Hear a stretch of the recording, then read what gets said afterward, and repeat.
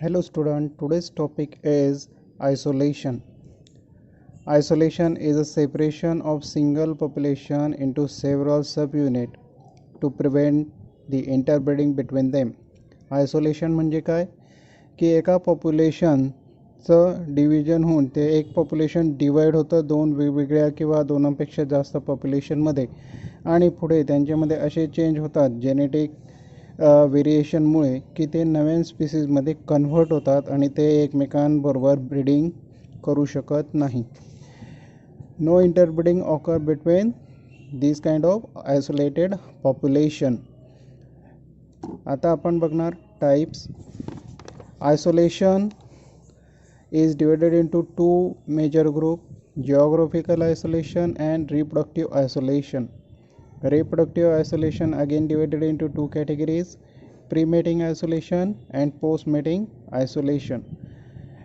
Pre-mating isolation has temporal isolation, ecological isolation, behavioral isolation and mechanical isolation, while post-mating isolation is divided into gamete incapability, zygotic mortality, hybrid inviability, hybrid sterility and hybrid breakdown.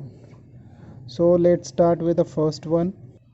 Here the first one is geographical isolation. Main isolation is divided into two categories: geographical isolation and reproductive isolation. So first one is geographical isolation. As the name suggests, some geographical separation occur due to which one species of organism they get separated from each other and develop into a new species. This is called a geographical isolation. या ठिकाणी जसं आपण बघतो आहे की हे एक इन्सेक्टचं original population आहे. एका स्पेसिफिक जॉग्राफिकल एरियामध्ये हे ग्रो होत होते, पण काही जॉग्राफिकल डिस्टर्बन्सेस किंवा नॅचरल प्रॉब्लेम्स अराईज झाले.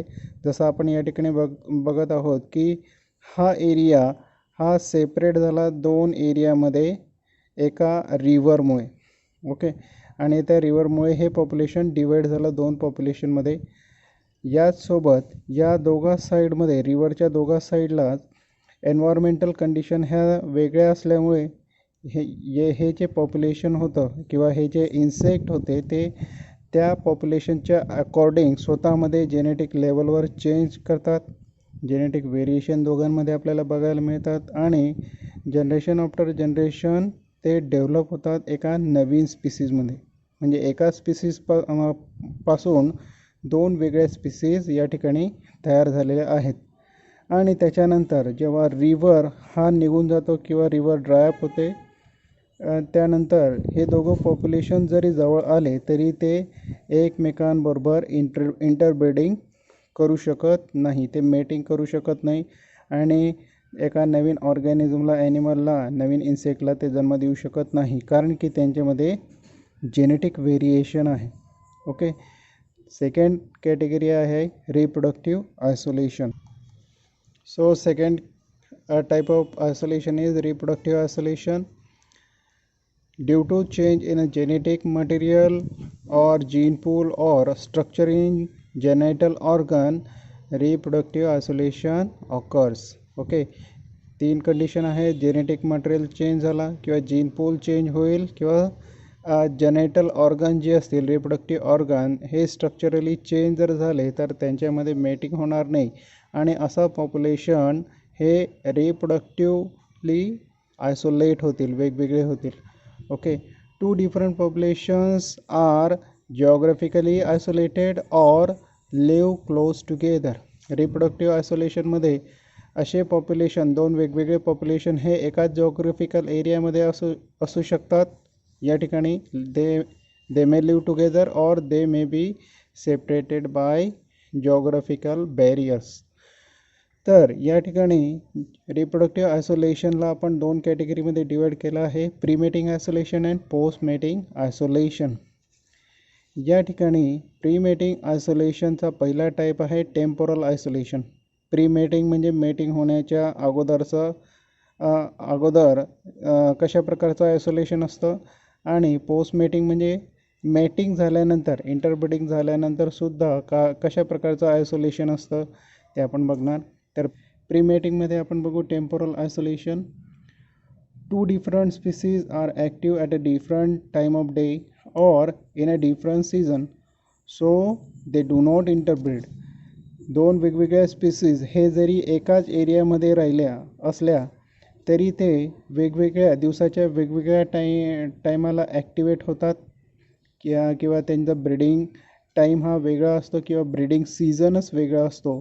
अशामुळे या दोन वेगळ्या स्पीसीज एकमेकांबरोबर इंटरब्रीडिंग करू शकत नाही. त्याला आपण टेम्पोरल आयसोलेशन असं म्हणतो. Ecological isolation. Individual met in their preferred habitat, hence they do not meet individual of other species with different ecological preferences. Okay, काही स्पीसीजमध्ये त्यांचं जे हॅबिटॅट असतं त्याच्यावर डिपेंड करतात की ते मेटिंग कधी करतात. पण अशामुळे काय होतं की हॅबिटॅटनुसार त्यांचं मेटिंग होत असतं आणि जर ते दुसऱ्या एखाद्या अनोळखी हॅबिटॅटमध्ये गेले, एखाद्या वेगळ्या हॅबिटॅटमध्ये गेले तर ते मेटिंग करत नाही. अशा प्रकारच्या आयसोलेशनला आपण इकोलॉजिकल आयसोलेशन असे म्हणतो. नेक्स्ट टाईप आहे behavioural isolation. Individual choose mate of their own species. अशामध्ये जे ऑर्गॅनिझम असतात एका स्पीसीजचे ते स्वतः आयडेंटिफाय करतात किंवा ते स्वतः चूज करतात की त्यांचा मेट कोणता असणार आहे, त्यांचा पार्टनर कोणता असणार आहे. याला आपण आणि अशामुळे ते दुसऱ्या स्पीसीजच्या पार्टनरला, दुसऱ्या स्पीसीजच्या ॲनिमलला मेटिंगसाठी चूज करत नाही. याला आपण बिहेवियरल आयसोलेशन असे म्हणतो. लास्ट टाईप आहे प्रीमेटिंग आयसोलेशनचा मेकॅनिकल आयसोलेशन. यामध्ये दोन वेगवेगळ्या स्पीसीजचे ऑर्गॅनिझममध्ये मेटिंग जरी झाली, त्यांच्यामध्ये कॉप्युलेशन जरी झालेलं असलं, पण transfer of sperm does not takes place. पण मेलकडून फिमेलकडे जे स्पर्म ट्रान्सफर होतात ते पॉसिबल होत नाही. याला आपण मेकॅनिकल आयसोलेशन असे म्हणतो. जर स्पर्म हे ट्रान्सफर झाले नाही तर फर्टिलायझेशन होणार नाही आणि नवीन ऑर्गॅनिझम तयार होणार नाही. तर हा आहे प्रीमेटिंग आयसोलेशन. आता आपण बघू post mating isolation. Post mating आयसोलेशनमध्ये पहिला आहे गॅमेटिक इनकॅपेबिलिटी. ओके, गॅमेट्समध्ये काहीतरी इनकॅपेबिलिटी असते ते आपण याच्यामध्ये बघू. Sperm transfer takes place but egg is not fertilised. याच्यामध्ये दोन वेगळ्या स्पीसीजचे ऑर्गॅनिझम ॲनिमल मिळाले, मेटिंग झाली, त्यांच्यामध्ये इंटरब्रीडिंग झाली, स्पर्म ट्रान्सफर जरी झाले तरी तरी एग फर्टिलाइज होत नाही, कारण की त्या ठिकाणी स्पीसीज स्पेसिफिक रेकग्निशन असतं. फर्टिलायझेशन प्रोसेसमध्ये वेगवेगळ्या स्पीसीजचे गॅमेट हे फर्टिलाइज होऊ शकत नाही. याला आपण गॅमेटिक इनकॅपेबिलिटी असं म्हणतो. दुसरा टाईप आहे झायगोटिक मॉर्टॅलिटी. म्हणजे झायगोट म्हणजे फर्टिलायझेशन नंतर तयार झालेली सेल, त्याला आपण म्हणतो झायगेट, आणि त्याची मॉर्टॅलिटी. तर ह्याच्यामुळे एग इज फर्टिलाइज, या कंडिशनमध्ये एग हा फर्टिलाइज होतो, but zygote does not develop. पण झायगोट हा डेव्हलप होत नाही, कारण की दोन वेगवेगळ्या स्पीसीजचं जेनेटिक मटेरियल या ठिकाणी मिक्सअप झालेलं असलं तरी काही केसेसमध्ये तो झायगोट हा सर्वाईव्ह होत नाही किंवा डेव्हलप होत नाही. थर्ड कॅटेगरी आहे hybrid inviability. Hybrid embryo forms. आता या केसमध्ये मेटिंग होते, फर्टिलायझेशनसुद्धा झालं, झायगोटसुद्धा झालं. आता झायगोटपासून जो एम्ब्रिओ तयार होतो हा एम्ब्रिओ तर डेव्हलप होतो, पण त्याची वायाबिलिटी ही कमी झाली, म्हणजे त्याचे जगण्याचे चान्सेस हे फार कमी होऊन जातात. याला आपण म्हणतो हायब्रिड इनवायबिलिटी. नेक्स्ट आहे hybrid sterility. Hybrid is viable but resulting adult is sterile. या ठिकाणी मेटिंग होते, फर्टिलायझेशन होतं, झायगोट फॉर्मेशन होतो, तो डेव्हलप होतो एम्ब्रिओमध्ये, आणि हा हायब्रिड हा जन्मसुद्धा घेतो. ओके, एम्ब्रिओ हा पूर्ण ग्रो होतो, तो जन्म घेतो, पण हा जो नवीन ऑर्गॅनिझम आहे, हायब्रिड आहे, हा असतो स्टराईल. स्टराईल म्हणजे हा सेक्शुअली रिप्रोडक्शन करू शकत नाही. काही कारणाने गॅमेट्स या ठिकाणी तयार होत नाही आणि त्याच्यामुळे तो सेक्शुअली रिप्रोड्यूस करू शकत नाही. याला आपण स्टराईल म्हणतो. लास्ट टाईप आहे हायब्रिड ब्रेकडाऊन. हायब्रिड ब्रेकडाऊनमध्ये first generation hybrids are viable. First जनरेशनमध्ये दोन वेगळ्या ऑर्गॅनिझममध्ये ए आणि बीमध्ये मेटिंग होते, फर्टिलायझेशन होतं, नवीन हायब्रिड तयार होतो आणि तो जगतोसुद्धा. वायबल म्हणजे जिवंत राहणे. ओके, तर तो जगणारसुद्धा आणि तो फर्टाईलसुद्धा असणार. फर्टाईल म्हणजे तो सेक्शुअली नवीन ऑर्गॅनिझम रिप्रोड्यूस करू शकतो. ओके, जे सेक्शुअली नवीन ऑर्गॅनिझम रिप्रोड्यूस करू शकतात त्यांना आपण फर्टाईल म्हणणार. आणि जे सेक्शुअली नवीन ऑर्गॅनिझम किंवा ॲनिमल तयार करू शकत नाही त्यांना आपण स्टराईल असं म्हणणार. तर हायब्रिड ब्रेकडाऊनमध्ये पहिल्या जनरेशनमध्ये जो हायब्रिड तयार होतो तो वायबल पण असणार, जिवंत पण राहील आणि तो सेक्शुअली रिप्रोड्यूससुद्धा नवीन ऑर्गॅनिझम सेक्शुअली रिप्रोड्यूस करू शकणार.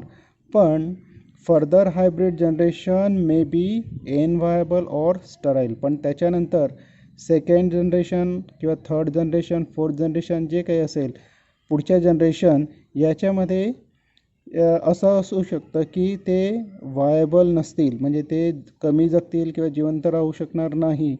आणि ते जरी जिवंत राहिले तरी ते असतील स्टराईल, म्हणजे ते पुढे रिप्रोड्यूस करू शकणार नाही.